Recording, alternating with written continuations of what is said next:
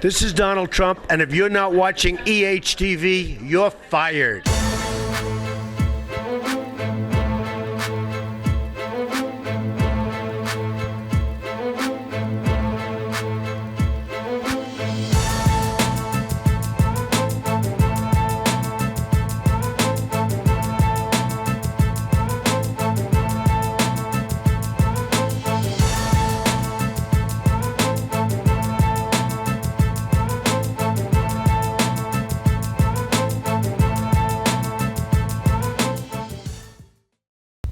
Hello and welcome to Season 3, Episode 1 of EHTV. I'm Hunter Milner. And I'm Kaylee Vick. Black Raider football is something we hold in high regards as the members of East High. We're having a great season yet again, and we're going to give you an inside look in our team this year. I'm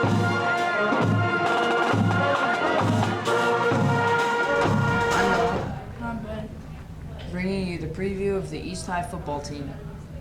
Now here's Coach Goodman, how he thinks the season's going to go. How do I think the season is going to go? Well, I think the season will be all right. I think we have a very good senior class, and I think we'll have a good season. Do I think we're going to make the playoffs? Well, that's always our goal. So I hope to say yes.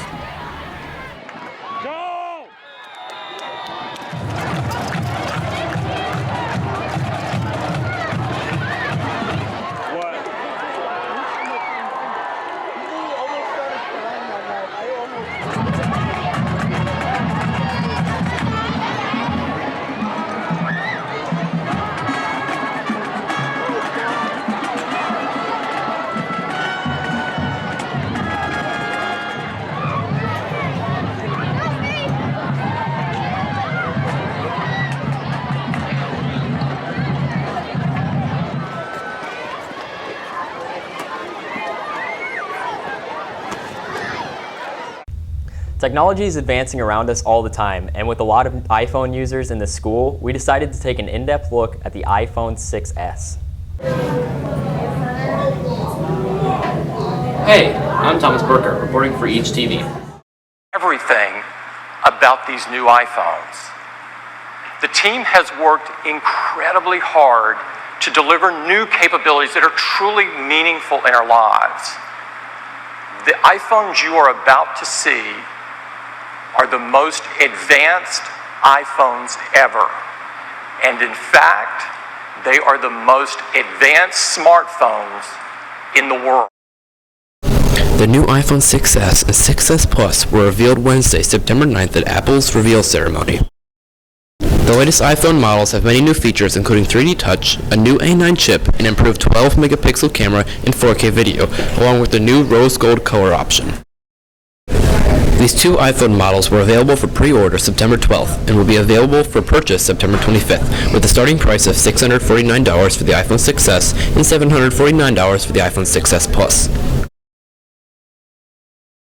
What's the new iPhone coming out in stores this week? Back to you guys. Speaking of new technology, cell phones aren't the only things that are advancing. Matt Van Meter and Risty Bryce are the creators of Drum Sparks, which is a device that lets people who can't use their legs play drums. Take a look.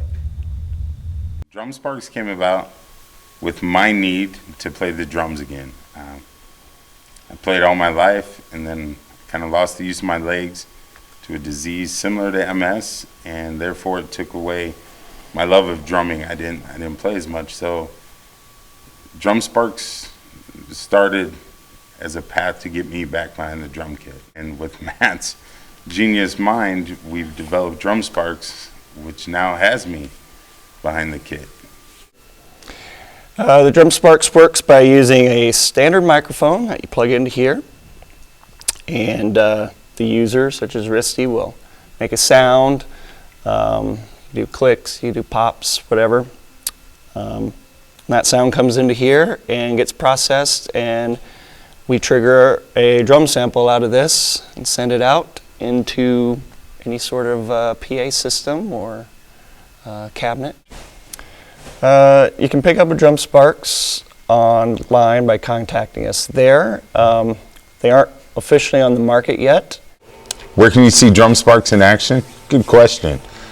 Drum Fest is coming up October 17th this year. It'll be held at Epley Auditorium Drum Sparks has a showcase. We are bringing a drummer from LA in named Joe Hardy, who is also currently using a Drum Spark, so we can do a little demo per se. And then this year, heading up our Drum Fest is Maytal Cohen. The team is not the only group of Black Raiders that gets to show off their talents on the field. The East High Marching Band is also planning on scoring big this year. Hi, my name is Sadie Dowson from EHTV, and this was the 2015th and 16th band. You can see them performing on October 2nd for the homecoming football game.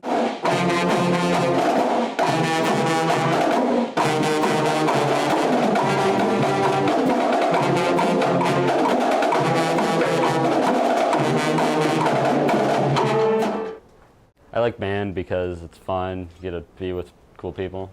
Soak up's an awesome teacher.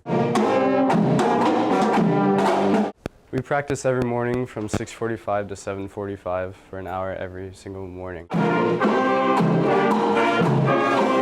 Our theme of the show is Fall in Line. We got 3 movements. We got China, Cuba, Soviet Union. It's kind of about communism, not really about communism.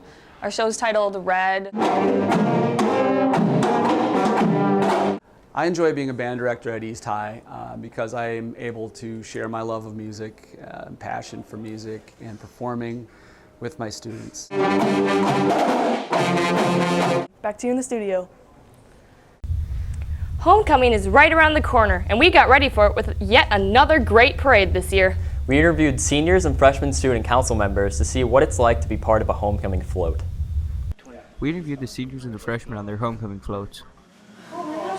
He's really quiet. The theme this year is Raiders Go to Disney. The homecoming theme, I follow a lot of student councils on social media, and I was just running through seeing if any of them kind of hit or miss on what that would be good for our school. And I ran across one of them. I think they're from Arizona. I found them, and I brought it up to the student council, and it really kind of hit off, and everyone liked it. Last year, student council did one float as an entire student council, but this year each grade is doing their own float, so we all get to take on a different part of the theme rather than trying to represent the theme as a whole. For student council, we are given a fund of $50 for the homecoming floats, which honestly does not spread that far out, which these napkins can represent that. We get a lot of donations by volunteers that come out to help through our grade. And we also go out into the community and ask anyone if they're willing to volunteer. I think it's kind of a cool tradition because it shows what East High has like for talent and stuff. And the only thing I don't really like about the tradition is it's a lot of work and there's not a lot of like help with it because it's all either student council and upperclassmen don't really help you with it. But other than that, it's pretty fun. My favorite part about making the float is being able to be creative and designing whatever you want about the float and not being really restricted to about anything. Back to you, Hunter and Kaylee.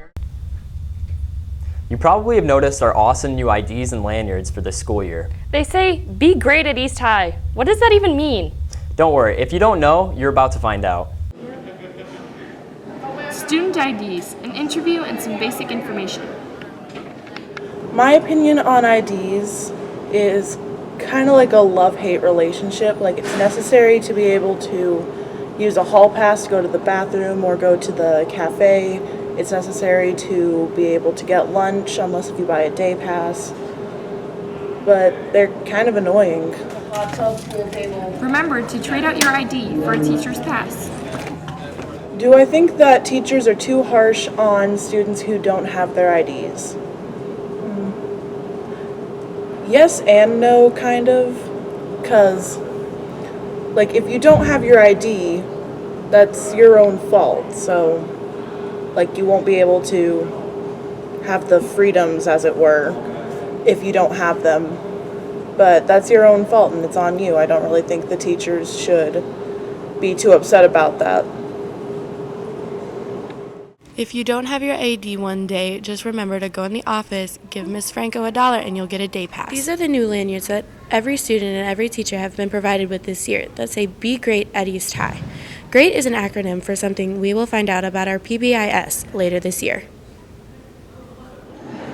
Just remember to always have your ID on you, Raiders. Well, that's it for episode 1. Thank you so much for watching, everyone, and remember, every day is a great day to be a Raider.